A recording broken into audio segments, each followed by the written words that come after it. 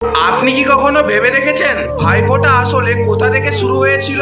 নিজের অত্যাচারী মামাকে বধ করার পর মথুরাকে মুক্ত করে ভগবান শ্রীকৃষ্ণ যমুনা নদীর একটি ঘাটে বিশ্রাম নেন। কিন্তু সেই ঘাটের সঙ্গে জড়িয়ে রয়েছে এক রহস্যময় কাহিনী। মৃত্যুর দেবতা যমরাজ এবং তার বোন যমুনা দুইজনেই ছিলেন সূর্যদেবের সন্তান। ভাই বোনের মধ্যে গভীর ভালোবাসা ছিল, কিন্তু যমরাজ নিজের কাজের জন্য কখনো বোনের সঙ্গে দেখা করার সময় পেতেন না। যমুনা বারবার ভাইকে আমন্ত্রণ জানালেও ভাই অস্বীকার করে দিত। শেষমেশ যমুনা একদিন ভাইকে চিঠি লিখে প্রতিজ্ঞাবদ্ধ করলেন, আজকে আপনাকে আসতেই হবে।